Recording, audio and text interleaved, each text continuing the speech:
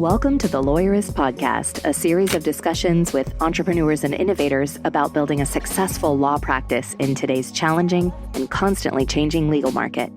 Lawyerist supports attorneys building client-centered and future-oriented small law firms through community, content, and coaching, both online and through the Lawyerist Lab.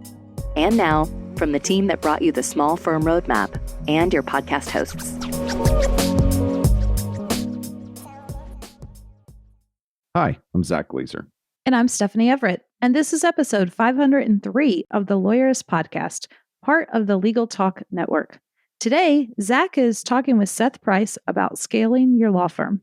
Today's podcast is brought to you by NetDocuments, and you'll hear my conversation with them shortly. So, Stephanie, I think a lot of our listeners know, I hope a lot of our listeners know that we have the Small Firm Roadmap book. We have the Lawyerist Lab coaching program. We have reviews on our website that people can go to, and a lot of educational material there. But I don't know that everybody always knows that we have some DIY educational materials on the site that is complete series that kind of, fit hand in glove with the book, complete series to different portions of your practice. Yeah, if you're looking for some extra help, this is an easy place to get started. They're free and I think really helpful. So, for example, we have the complete guide to how to start a law firm and how to manage a law firm, how to hire staff and grow your law firm team.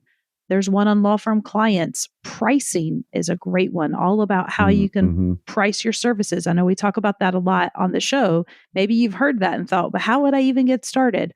Well, there's a handy dandy pricing guide.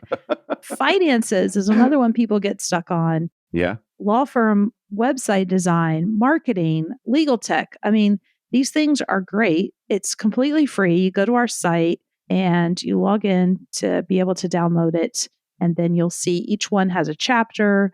The chapters are going to go into more in depth, but it's a really great place to get started on these topics.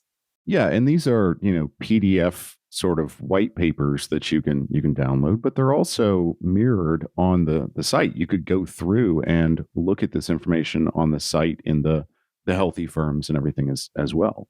Yeah, we've tried to make it super easy for everybody to just get started. I mean, at the end of the day, we want your firm to be healthier. Yeah. And we want to give you lots of tools no matter where you are in your journey. Maybe you're ready for more help, and help looks like the coaching program. We always talk about, and then our coaching program, we have a self-paced option. We have it done with you and done for you. This, is like you said, this is more the do it yourself, get started. It's free. Why not?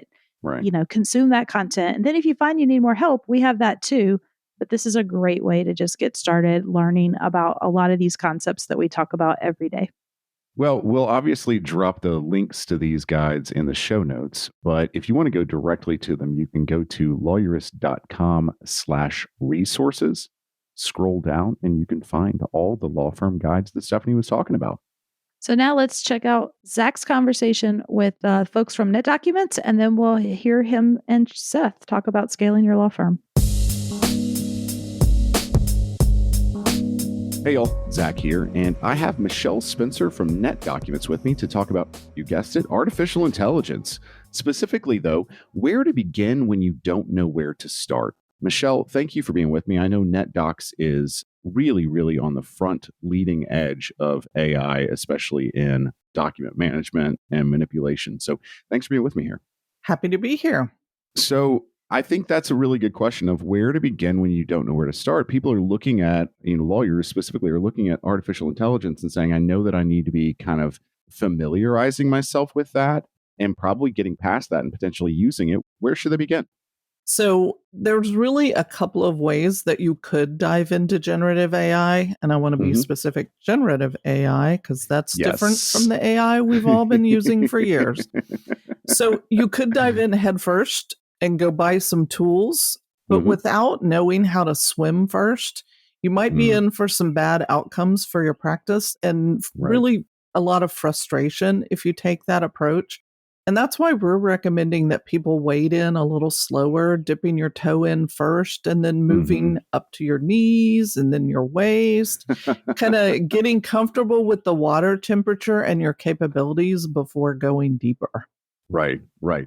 Well, so how can people do that? Because, you look at the landscape right now and you see all of these generative AI tools that can, create text, create images, create sound. We just had an episode where we had generative AI creating answers and Stephanie's voice. We're the stairs into the pool. So, little secret, we actually used that same technology on our 24 Voices in 2024 report on AI and automation that we put out this year. And yeah, it's creepy. Yeah. So, I just read a quote from the modernized legal folks who are kind of at the forefront of looking at changes happening in the legal industry. And they said, the future doesn't just happen, people make it happen by envisioning something that doesn't exist yet, by working really hard to solve difficult problems, and by taking risks and asking others to believe in them. So we took the risk and began envisioning things that didn't exist prior to Gen AI technology arriving on the scene. And we shifted more of our dev work to AI-enabled tools and examined the different ways that Gen AI could be used. And one of the important things that we did was starting to engage with partners like Microsoft to understand the capabilities and get needed exclusions. So that's one thing I'd like to get people to start with, is understanding how the technology relates to their practice and client confidentiality. So it's one thing to get no data retention and no triggers for sensitive content. But most lawyers' work involves sensitive content, and it would trigger those kind of reviews. And so making sure that you have that additional protection with any tools you're going to use is really important. So those are a couple of safety things. But then starting to talk to customers about how they thought Gen AI could help their practices. It's really not about investing in tools too quickly. I think you need to take some time to understand the technology. You need to start reading up on how prompting works with large language models, and even maybe tip a toe in and play with some of the free tools like Bard or ChatGPT or Bing, but don't stop there. That's just that first option for dipping your toe in and starting to understand how prompting works and things like that. But you need to understand what Gen AI's capabilities are and are not suited for. Legal research, anyone?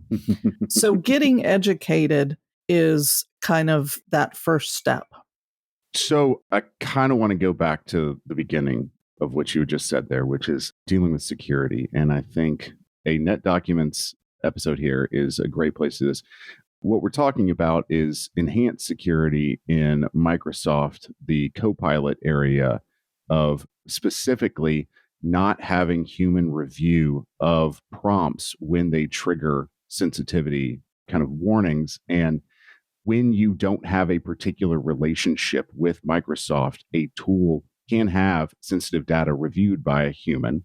Exactly. But NetDocuments went the extra step, got an exclusion with Microsoft, which was not easy to do, and can say that the lawyer's data in NetDocuments is never going over into a public sphere where anybody outside of that law office can look at it, which not a lot of, I won't go as far as saying no AI tool can say, but not a lot of AI tools can say, because you have to get that exclusion. And if you want to read more about that, hint, please do go to LinkedIn and find NetDocuments. They have articles on this. Specifically, Scott Kelly at NetDocuments has some information on this. And that is a great way to dip your toe into the security aspects of all this. So I'm sorry to hijack that, Michelle, but I love that topic and I want to scream that from the rooftops all the time. No, and that's why I started with that before I even recommended trying a public tool, because understanding that if you're using a public tool, you're not going to have those exclusions. You're not going to be able to use those tools for client work, especially, but anything that you don't want being put into a model if you're using some of the other tools. Right. Well, Michelle, we will have, I guess, Net Documents on 2 more episodes to talk about dipping your toe into the water more, because really there are a lot of little kind of steps and places that you can get introduced into AI. But this security area, I think, is a great place for attorneys to start at. And we will put a link to some of Net Documents information on that security issue in the show notes, specifically some of the stuff that Scott talks about. I've read a good deal on this, and it is something definitely to dig into. Well, Michelle, thank you for being with me. Thank you for your time. I really appreciate you helping us kind of talk about where to begin when you don't know where to start in AI. You're welcome. And I look forward to the next part where we look at working really hard to solve difficult problems. Awesome. Thank you so much. Thank you so much for having me, Zack. Thrilled to be here with the Lawyerist family today. My name is Seth Price. I am the founder and managing partner of Price Benowitz, which is a 44-lawyer firm with lawyers in DC, Maryland, Virginia, and South Carolina. We started as a criminal shop and built that out, and then on that base or platform have expanded to personal injury, medical malpractice, as well as family, trust, and estates, and some eclectic practice areas like KETAM, or False Claims Act work. Okay. And all of that was built on digital. It was me and a buddy. Yeah. And from day one, I think what sets us apart or makes us unique is that from day one, I never had any case files. We built the firm. It was a buddy of mine, Dave Benowitz, who's a lawyer's lawyer. We went to college together at UPenn. We took the same year off. We ended up in law school together. It's a story for another day, but I ended up getting into law school. We ended up in the same section of like 100 kids, and then in the same writing section of like 12. So I sort of stuck with this guy for a long time. After law school, he turns down big law and goes to the DC Public Defender, which is sort of the greatest training ground for trial advocacy, at least on the East Coast. Oh, yeah. And I went the corporate law route to a firm that's now been gobbled up by Morgan, Lewis, and Bacchius. And basically, I cut my teeth, but realized that I knew this going in, but that I am not destined to be a practicing lawyer. I love the business side. When I was doing transactional work, I wanted to be a client. They were doing cool stuff with stock option plans. And one of the things I did after leaving the law firm after a couple of years during the first .com bubble was I worked with a company. I was the founding business development employee for something called uslaw.com, which is a precursor to LegalZoom or FindLaw. And we just had an amazing run, but the bubble burst in April of 2000. By 2001, everything was gone. But I love the digital place. I mean, the lawyers were resisting digital. Why do I need a website? I got Yellow Pages.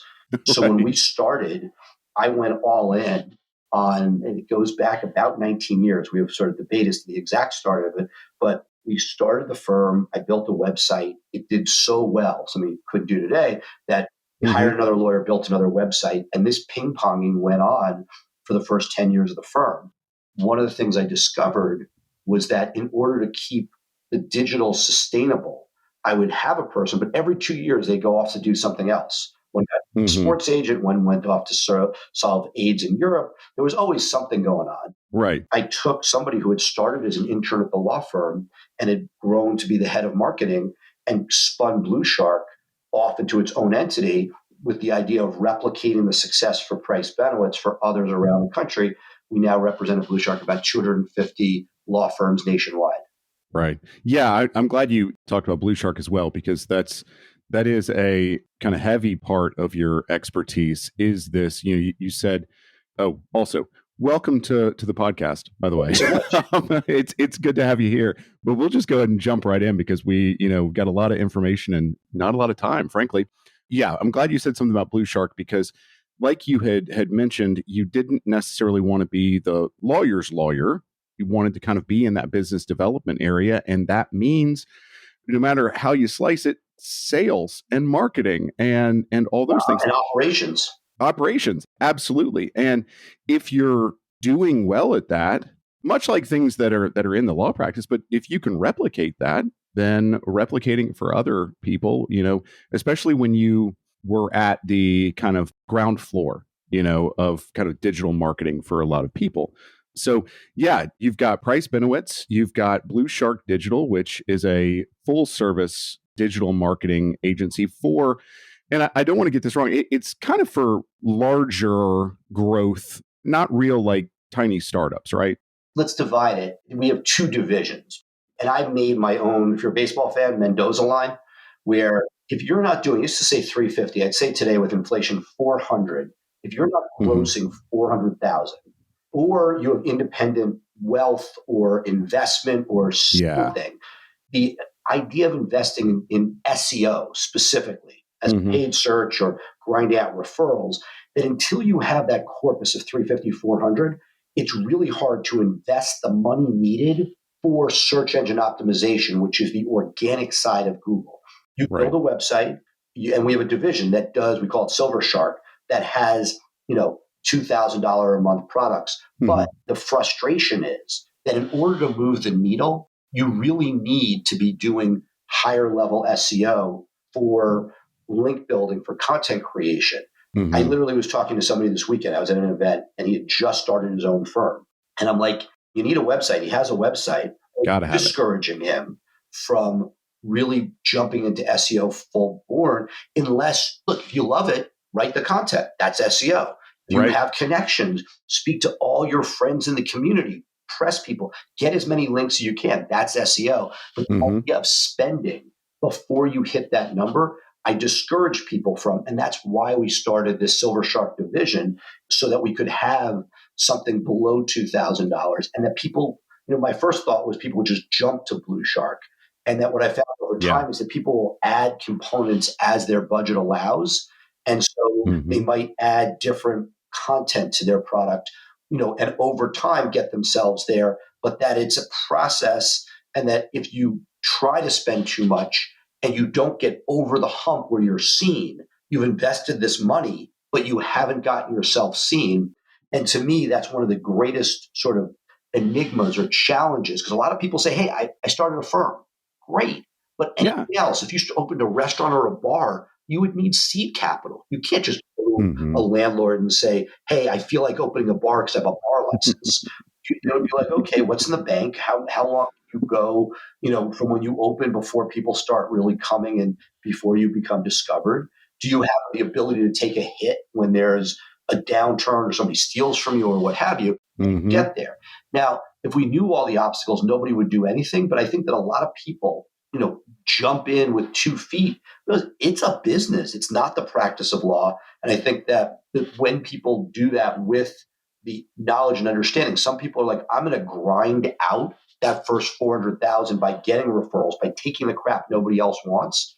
Great. But until you get to that amount where you can spend what you need on marketing in order to produce results and have the wherewithal to hold on for that period of time, particularly if you're in contingency work where there's an arc before the money pays out, that's a real challenge. I don't think is talked enough about. There's plenty of people that will help coach you to that, but there's this, SEO doesn't work. Well, maybe it shouldn't work in those early days unless you have a form of capital to get yourself to the point where you have the patience to let that work. Right. So let's dig into that a little bit, because I think that has a lot to do with, kind of your journey to a multi-state law firm from 2 attorneys. That initial investment point, that place where, when I was helping the Small Business Association in Tennessee, thinking about creating a job for yourself and creating a business. And I think there's that inflection point between those 2 places that requires some thought, some investment. And if you don't have kind of seed capital or are independently wealthy or have a spouse that is able to really, back you or a family member or something like that, you have to reinvest in the company. And I think you and I have talked about this before, but that concept of like, how do we do that, to reinvest into this company to get it to that $400,000?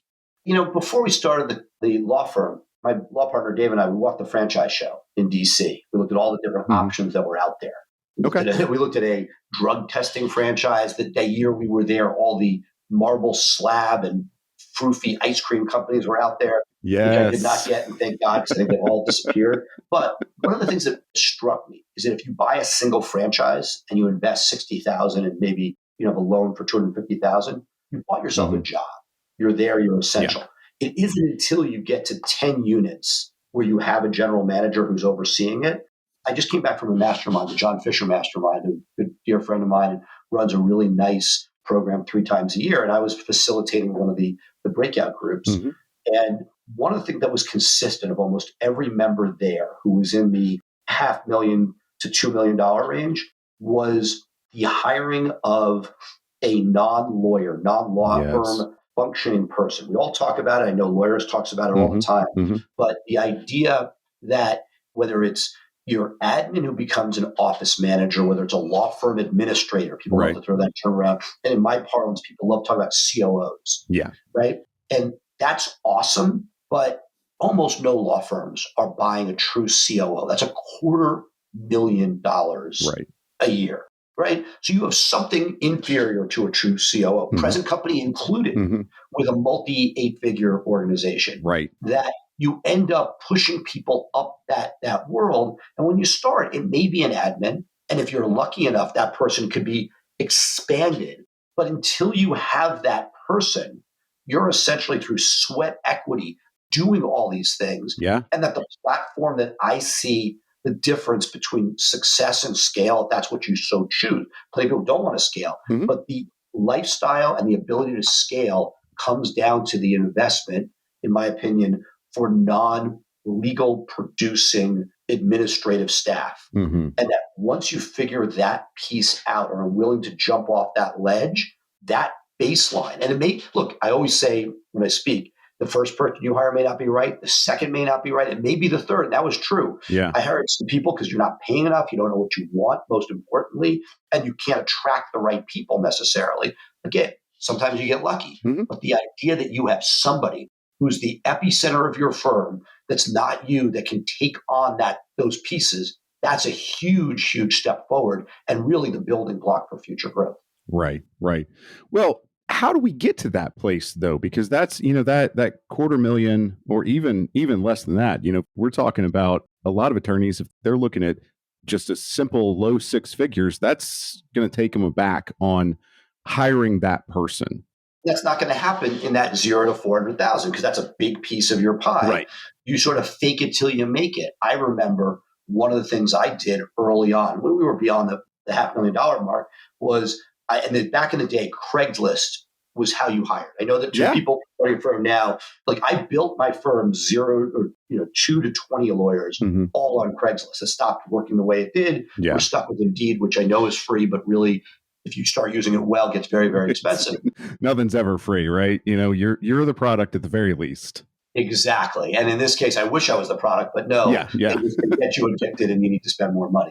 So you're like, I could get better people and faster if I spend money, and all of a sudden you start doing it. So, but I would say that I hired off Craigslist for $25 an hour, a lady who would do our recruiting and screening and then bring the people to me. Oh, wow. Okay. She literally back in the day would go to one Starbucks, do a screening interview, and if she liked them, would send them 3 blocks to my Starbucks, and I would do my in-person piece. I like that. I like it, but you're hiring your own internal headhunter there. Right. And to me, that is one of the most valuable. If again, there are a lot of places that spend money, and that there are things you want to take off your plate and things you don't. But to me, that is one of the things that I feel the sooner that I put that in place. Again, first you get a person. And that person may help you. They may place the ads, they can screen, they can do all sorts of stuff. But that with time, a topic that I'm very passionate about, I'm sort of figuring out, there may be a book in this, is that if I could, I would blow up HR. I mean, I'd probably get sued for this at some point when somebody goes wrong at our firm.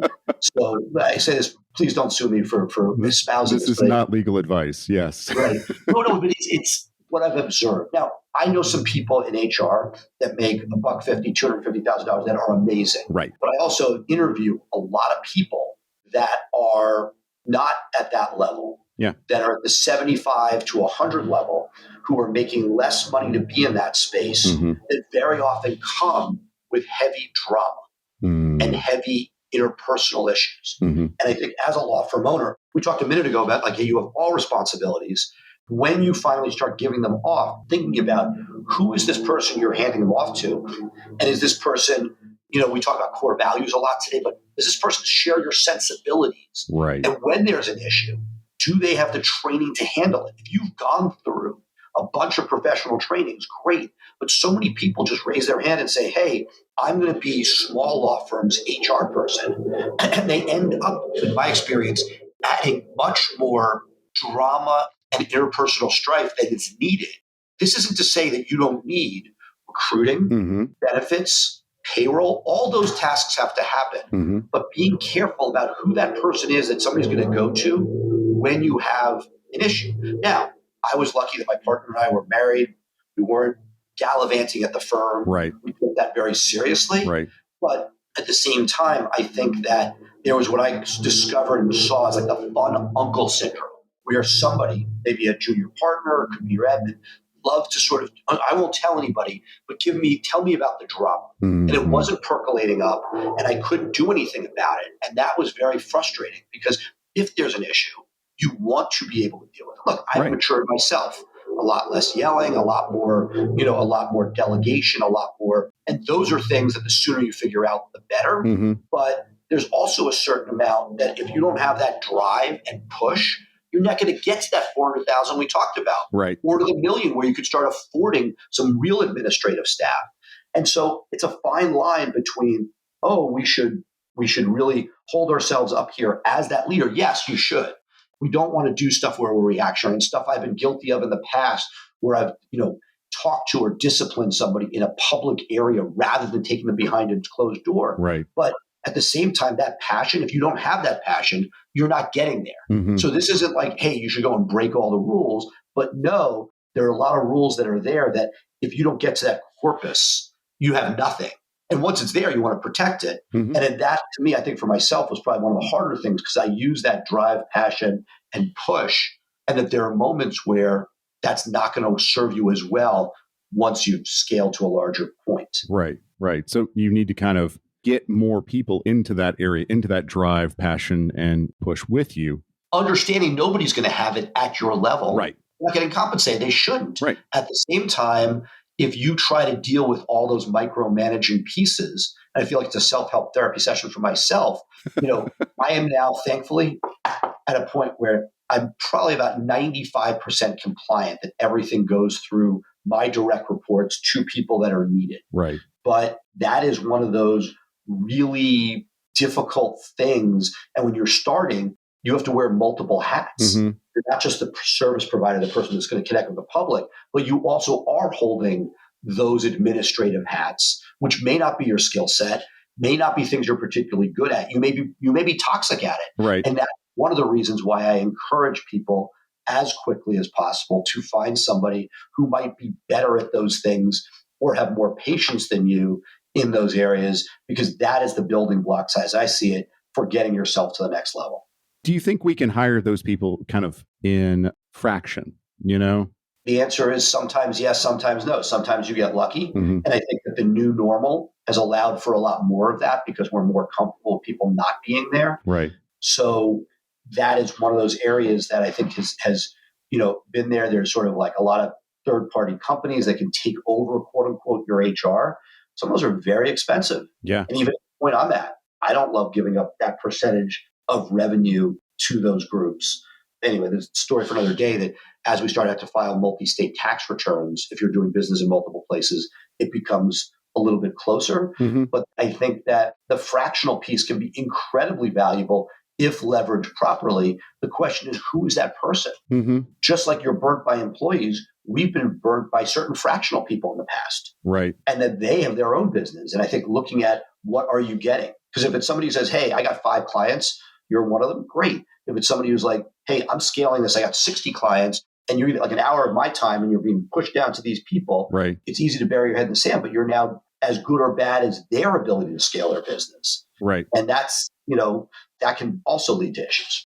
Okay. So talking about scaling your business though, lawyers obviously have trouble with that because, talking to an attorney that I coached the other day, and they were wondering whether to dig deeper into what they do currently or kind of expand out into something that is partially connected to that. And so like for me, for my example, in my firm, it would be going from medical debt collection to, okay, well, we're always in this collections area. Let's scale out into landlord tenant stuff, or do we go deeper? And look, that's the $1 million question. I'm probably not the best person to speak on this because I went wide, but I did it with expertise in each area. Right. So if you have the expertise and you want to build out a division, it's hard pressed for me to say don't. I think that there's a saying, riches and niches, and that I see it. And I think the people that focus do better. So tangentially connected and a true synergy, I love. And there's nothing wrong with, but no, it's a whole new business line that you'll have to figure out staff and make work. I see the bigger issue when it's completely off to the side. That is much, much harder. And, for instance, during COVID, I looked at immigration for myself and said, hey, look, we aren't great at it. My person who was doing it was leaving to go to the government. And I said, you know what? I'm passing that off. I will condense. Yeah. So we have a lot of different practice areas so that, again, I run mine because I'm sitting up here as individual firm. We have one person who wakes up every day, who runs our trust and estates division, right? She has a couple of attorneys under her, some paralegals. That's all there. So that as you can create pods with somebody where the buck stops, who really knows it, but you're also dealing with, when I look back over the last 19 years, we've probably had 5 lawyer meltdowns, each in different division, state, what have you, where if we didn't have senior lawyers there to clean up the mess, it would have been really painful. It was amazingly painful as it was. Yeah. But knowing that, history is written by the victor, and if you know nothing about an area of law and bring that on, if that goes south, it's going to be problematic, and that making sure you have some sort of plan B. So in your experience, going from, you said you did the criminal law first, going from that criminal law to personal injury, I think is the second. Yeah, that was the order. Okay. So you have a good established criminal law practice that you say, okay, this is it's almost its own company. And then let's start a PI company. Instead of poaching people out of the criminal law practice, you're saying we're going to start this PI firm kind of anew. Yeah, I don't believe in mixing. Yeah. Like I've had 1 or 2 people that have had crossover in our experience, and it's never worked particularly well. We did it in places where we needed it, or the person came in with that desire. Right. But I don't believe in somebody having multiple different, again, that's an ideal. And when you're building, you have to know when to break the rules. But as an ideal, I think the faster people get towards repeating something over and over and over again, the better off that you'll be. And that is, you make your money with scale and repetition. And somebody who has to figure everything out by first impression is much, much harder to build on. Right, right. That makes a lot of sense. To me, at least, things stay in buckets in my mind. And so as things stay in buckets, as you're growing, that seems right. So that would inform the decision of, do I dig in deeper with this company that exists, or do I spin off another firm to go kind of horizontally? I think that would help me make that decision. If I'm thinking, I'm not just expanding what this firm does, I'm not going to use its resources any more than I absolutely have to. Obviously, there are some synergies, but that would help me kind of make that decision of whether to go. Right. But if one of them spins work into the other, that could be a rationale. Taking your example, it may be that landlord-tenant attorneys are in demand, really unpleasant. I'm making this up, but you got to go to court. It's like you're watching people on their worst days. It's really not a fun process. Having been to landlord-tenant court for my own stuff, I really didn't enjoy it. But if you have somebody that loves it and is good with it, or you have that opportunity, or you go out and find somebody, and that work is going to spin you debt collection work that is monetizable, then there's an argument to be made. One of the things that I did early on that I still would encourage is, before you know that, creating an counsel where somebody's affiliated with your firm. And if you're able to get them work, maybe doing a 50-50 relationship. The only thing I'll warn you about there, so it's easy, you can bring in somebody with greater gravitas. It's very rare to then bring them into the fold in a way that is economically viable as a non-equity partner or as an associate, because where in those places you want to pay 25, maybe 33 cents on the dollar, the ability to bring somebody back from a 50-50 situation is not going to happen. And so you want to sort of figure that piece out, knowing that it's a stepping stone and likely not where you want to end up if you want to do that long term. No, that makes a lot of sense. That makes a lot of sense. So let's, before we kind of wrap up, we're running out of time, but not running out of ideas. Let's talk about hiring that next attorney or that next step, that next, I guess, person, because I think a lot of lawyers, a lot of law firm owners think, well, my next move is going to be to hire an attorney. I need to hire an attorney so we can get attorney work done. But that's not always the best move to get the work done. No, it's so funny. Jay Ruane and I, over the years on our little Law Firm Blueprint podcast, talk about this all the time, which is, do you hire like a paralegal, versus a first-year attorney with the attorney turnover issues, training? And I saw some clarity. Very, very complicated question. The first thing I'd say, the biggest piece of advice or takeaway I hope people can get from it, is that if you look at it as an annualized salary, you'll never pull the trigger. If you say, hey, this is what the salary is for 3, 4, or even 6 months, and say, I'm good with that, and I'll know, fine. But if you sort of say, here's my annualized salary with benefits, that's a big, big cliff to jump off of. Yeah. And I don't love that.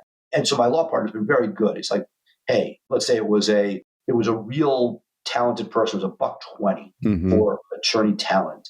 And we're like, okay, that's 4 months, that's $40,000. We can do that. Yeah. Right? That's doable, right? 120 plus benefits, plus this, plus that, that's $150, and that's pretty scary.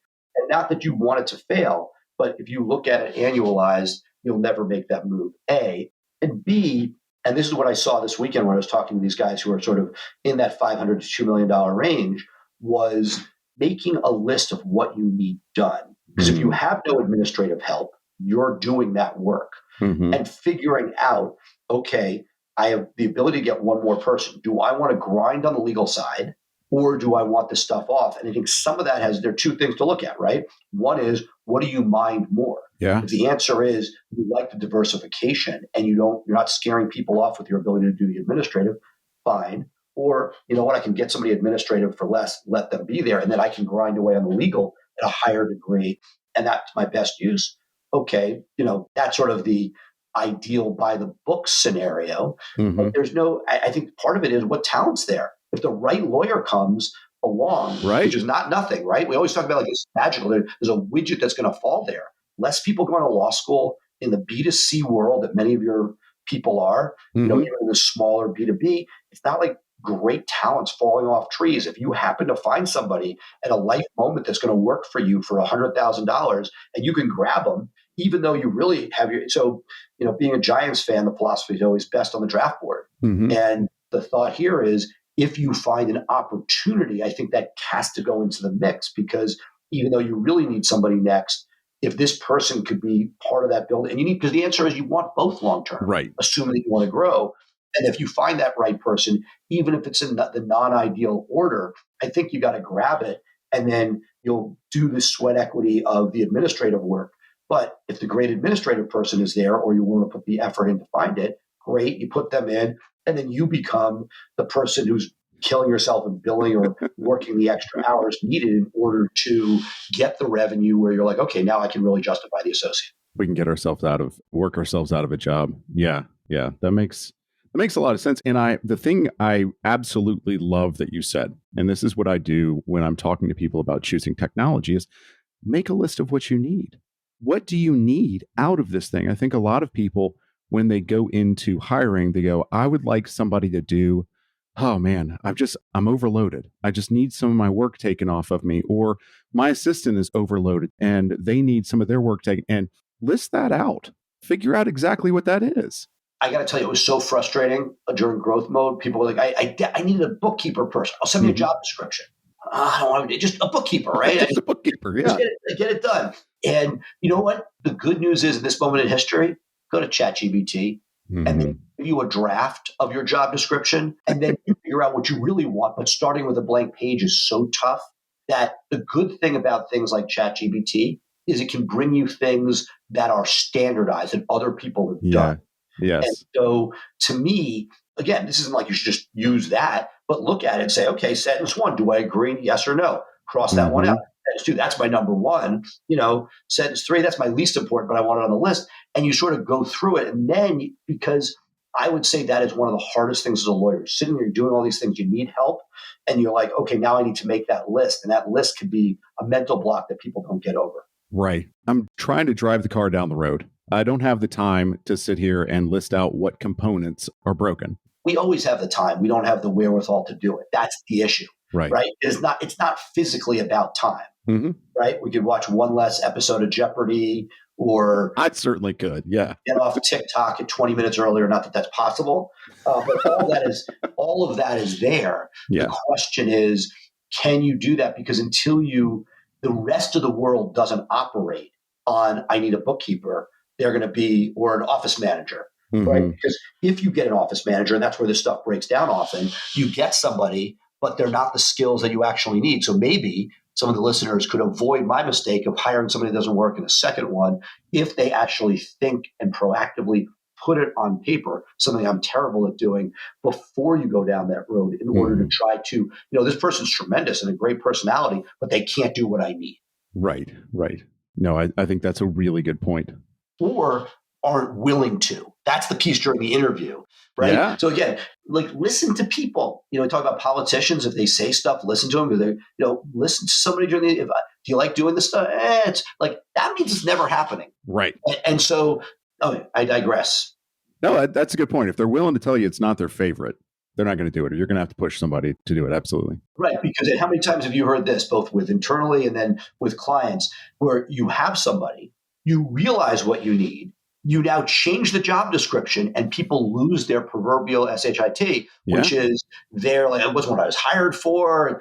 There's a huge cost that may break, which is why we end up with my rule of 3 is very often it's not malicious. It's just you hire somebody saying, hey, I really need somebody to focus on the HR stuff. And the person gets there and you're like, that's not the case. I need to get my intake down. Yeah. And it's not the same job. Yeah, that's absolutely right. Absolutely right. Well, Seth, I think we're coming up on time here. It's absolute pleasure to talk to you. You have a ton of knowledge in this sphere, and people can find you loads of places at bluesharkdigital.com, at pricebenowitz.com, on LinkedIn, on Facebook. And we're going to drop all these links in the show notes. And look, I just encourage people, I'm ridiculously accessible. Send me a chat on Facebook or LinkedIn, and happy to continue the conversation online. Fantastic. Well, awesome. Again, Seth, thanks for being with us. This is a load of great information. So I appreciate your time. Thrilled to be here. The Lawyerist podcast is edited by Brittany Felix. Are you ready to implement the ideas we discussed here into your practice? Wondering what to do next? Here are your first steps. First, if you haven't read the Small Firm Roadmap yet, grab the initial chapter for free at Lawyerist.com/book. Looking for help beyond the book? Let's chat about whether our coaching communities are right for you. Head to Lawyerist.com/community/lab for more information. The views expressed by the participants are their own and are not endorsed by Legal Talk Network. Nothing said in this podcast is legal advice for you.